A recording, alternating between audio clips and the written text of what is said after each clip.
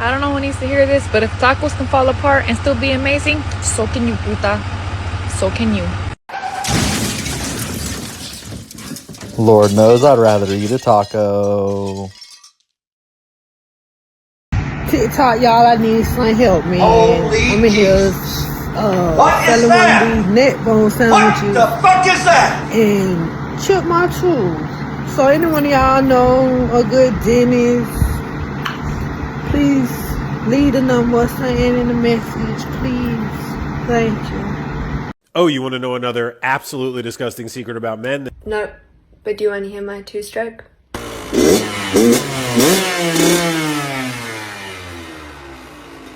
That's why these chicks dye their hair and get all tatted. They're telling you how poisonous they are. Like poisonous frogs in the rainforest, they lurid bright colors to show you they're poisonous. Why would they do that? Because it's like they're wearing their trauma. They're basically seeking help. 100%. It's a cry for help. You know, they came to us one night and all dressed in black, and they had their face covered and everything. And they was ninjas. Mm-hmm. Was it niggas or ninjas? Ninjas. It was ninjas. It wasn't black people? No. Were they white people? I used to say, what if this happens? It's called the language of the poor. What if this happens? And on top of that, if this was to happen, look at the fix I'd be in. I better not try. I could always ace myself out. Then I'll tell you what changed my whole life when I finally discovered it's all risky. The minute you were born, it got risky. If you think trying is risky, wait till they hand you the bill for not trying. If you think investing is risky, wait till you get the tab for not investing. See, it's all risky. Getting married is risky. Having children is risky. Going into business is risky. Investing your money is risky. It's all risky. I'll tell you how risky life is. You're not going to get out alive. That's risky. Yeah, he's right, man. I like Jim. Go Jim. But, you know, that is the language of the poor. The idea that they come up with the immediate reason why they can't. I remember when I was starting the parking lot, they'd be like, well, you're going to have insurance. I'm like, okay. All my businesses have insurance. Like, they said it in a way where it's like the ultimate blockade where I should just quit right now because I'm going to have insurance. I swear to God, like 10 people said that off the bat. It's like the first thing they could think of to shut me down. And, well, they're not really trying to shut me down. It's like their natural proclivity. It's like how they think. So if you can break that way of thinking, if you have it going on in your mind, you'll certainly grow. Well, all jokes aside, like, imagine you invite me over. And you tell me to get comfortable, so I take off my shoes. I take off. Hell no! This is going in the burnout pit. I'm so excited. You have no idea.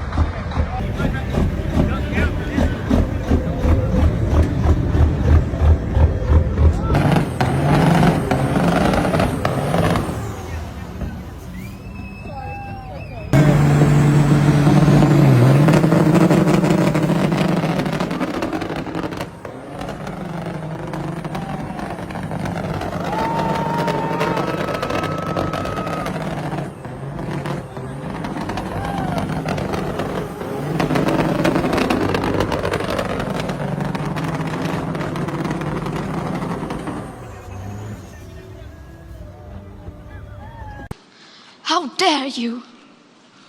My dog will not let me blow dry my hair for the fucking life of me. Watch.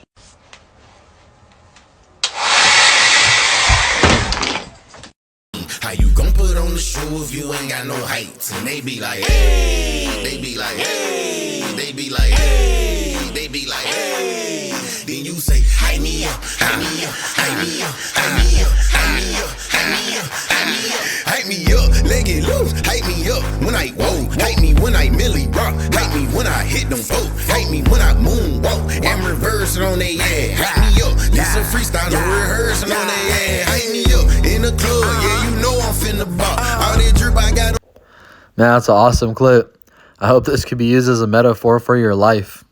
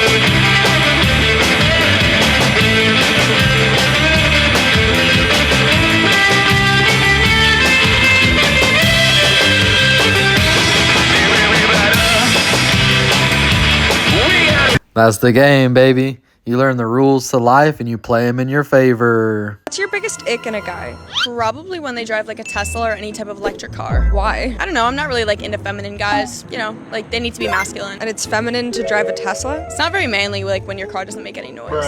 Plan B, them little shits don't need work. Let them nut all in my guts and then I go and pop my perk. I'm sorry. Are you holding ultrasound photo? It doesn't matter where you are in life. It really doesn't. Because the great thing about life is it's always your next move. Your next move that counts.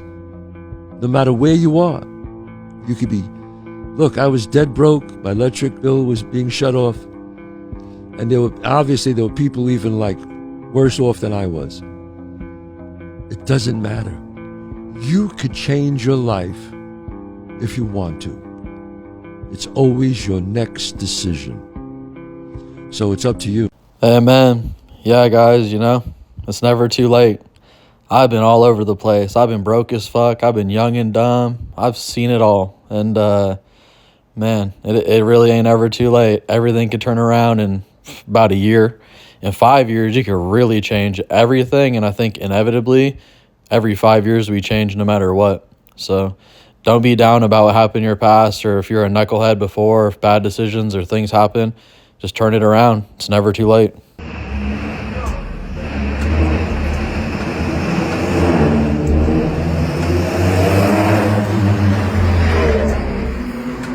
Check this out. This is a hydrogen hypercar coming out of France, the Alpenglow High 4. Hydrogen, 4 cylinders. These headlights, it's called cosmic dust. You see how it kind of trickles away?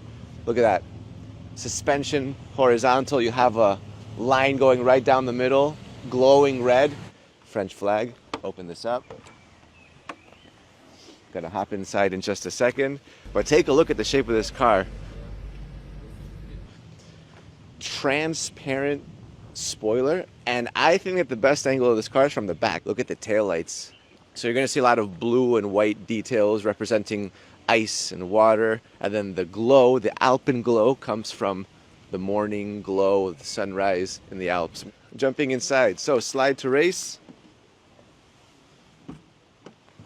like that, and then yes, oh yeah, you actually do slide pretty easily. All right, there you go. First time ever on a public road.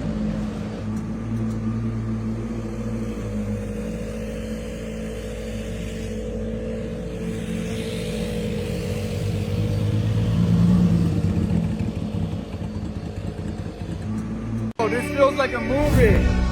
Upon a hill across the blue lake, that's where I had my first heartbreak.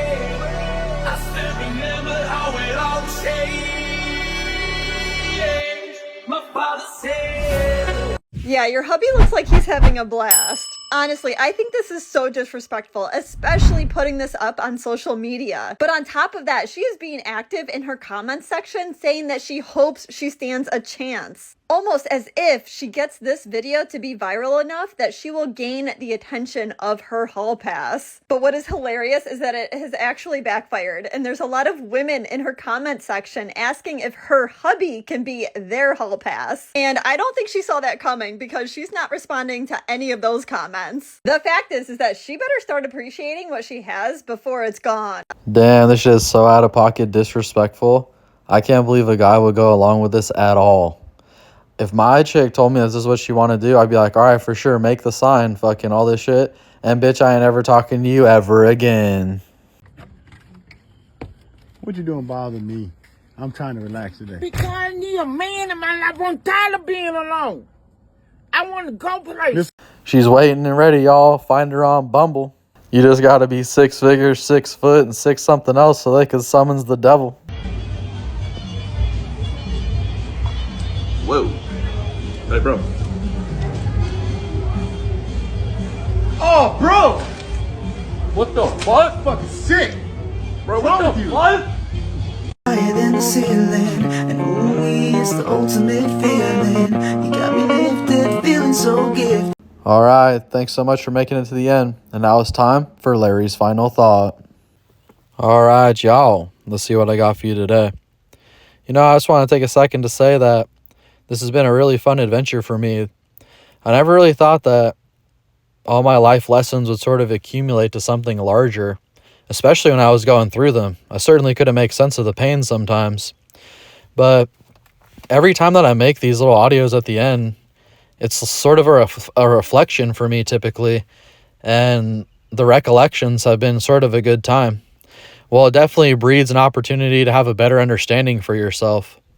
And now I'm sort of putting together the courses to help people develop the habits and behaviors that I have that got me to the place that I am today. And as I write it out, I really have to think about my life and what took place and what's going on. And this exercise is, you know, giving me an opportunity to have a much deeper understanding about myself, which has been, you know, pretty amazing opportunity to have.